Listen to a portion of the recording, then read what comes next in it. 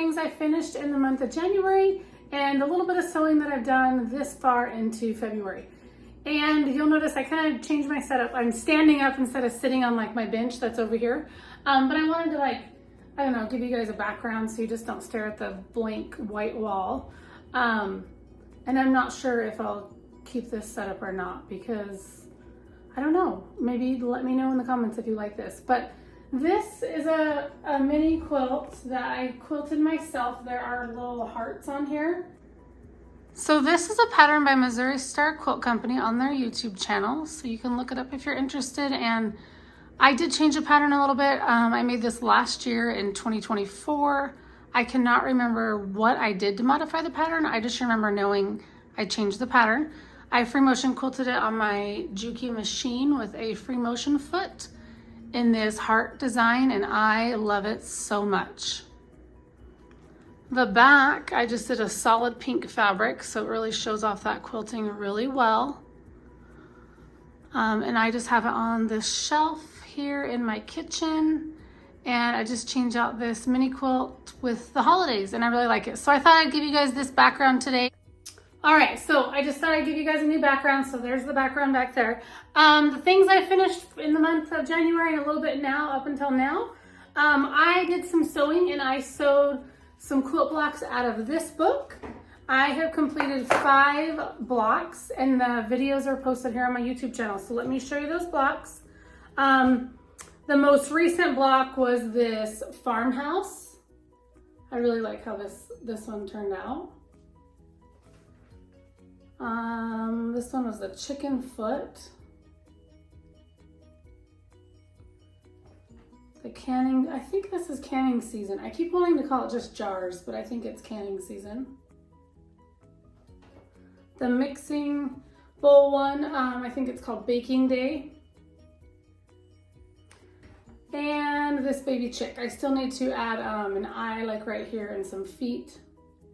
So I completed those 5 blocks from this book. While I was doing that, I worked on a secondary quilt and I completed several 9-patch blocks. And I just have all of these blocks that I finished. Here they are. And I just have my 2.5-inch squares in this metal dish here. So I have my solids and my prints and I just sew up 9 patches. As I go. I guess I should show, I have showed this before, but I have them stacked together in here. Let me see.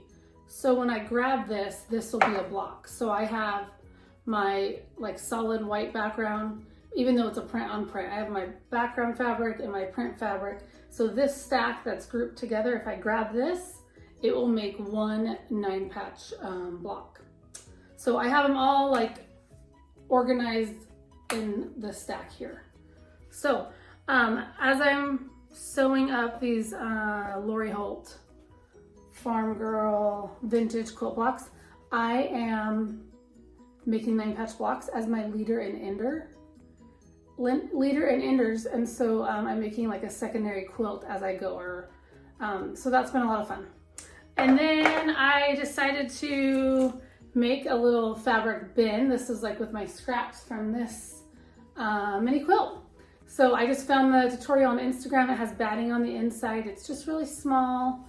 The measurements for this was 6 by 7. So you took a 6 by 7 piece of fabric for the front and the back, and then for the inside and the inside. So you had a total of 4 pieces, 6 by 7 inches, and then you had the batting, and then you boxed the corners. And then you flipped it through the top. There was an opening in the top, and then top stitched, and then folded it down, and it's a little bin for, I don't know, treats, or I thought it could be like a thread bin at the sewing machine. I thought I could put my clover clips in here, just lots of different things, treats for my kiddos or something. It was just a fun little project. And then I also had more of this fabric left over, so I made a keychain for Valentine's. I thought that was really cute. And I made a few more for gifts. So these are the ones that I ended up making for gifts. Oops, I have that one backwards. So I just found the hardware for these on Amazon, And it also came with a set of pliers so you could clamp this down. This one is faux leather, but these ones are just made with quilting fabric, just scraps I had. And then there is interfacing in these. I used a tutorial for these from YouTube, and it is by Red Rain Boots Handmade by Julia, and she's here on YouTube. And so if you look up her key fob tutorial, I think it's a great tutorial. I've made these using batting before, and I didn't like how that turned out. So this time I made it with interfacing, or I made these with interfacing, and I really like how these ones turned out.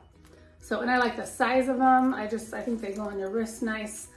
The faux leather, I had some scrap faux leather, and I really like how this one turned out as well. So again, the tutorial for the key fob, or this keychain, they call it like a key fob, is on YouTube by Red Rain Boots Handmade, and her name's Julia. I follow her on Instagram as well, but her tutorial is really, really short, quick, to the point, and it's just a really great tutorial in my opinion. So I made these with scraps. And the last thing I want to share with you is this quilt that I finished. So I finished the quilt top.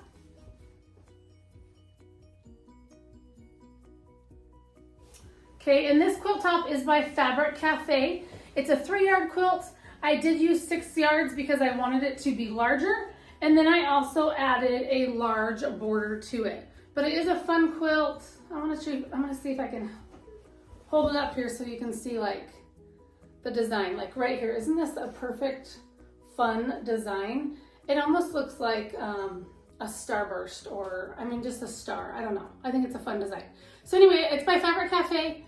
Oh, and I do have it upside down. Let me turn it around for you. Maybe I'll do this. Okay, so it is by Fabric Cafe 3-yard quilt. I did use 6 yards because I wanted it to be bigger. I also added 1 large border. I think the pattern called for 2 somewhat smaller borders, and so I just did 1 large border because I had this directional print fabric, a lot left over. So I wanted to use that up, and I decided to make a larger border just to make the quilt a little bit bigger. So this was a fun one. So that's all I have to share with you guys today. I just wanted to do another monthly check-in. This is my first one of the year for 2025. And I just wanted to check in and show you what I've been working on, what's going on. And for the future, I just plan to continue to sew more from this book. I have more blocks that I would like to sew from this book, and then I will sew more Lori Hope quilt blocks from her other books. And I will be posting 1 video a week showing my process in making those blocks. So if you're interested in that, you can check back every week. I will have video. And then once I get all the blocks made, I will turn them into a quilt top. But that's all I have to share with you this month, and I hope you guys are having a good 2025, and I will see you in my next video. Bye.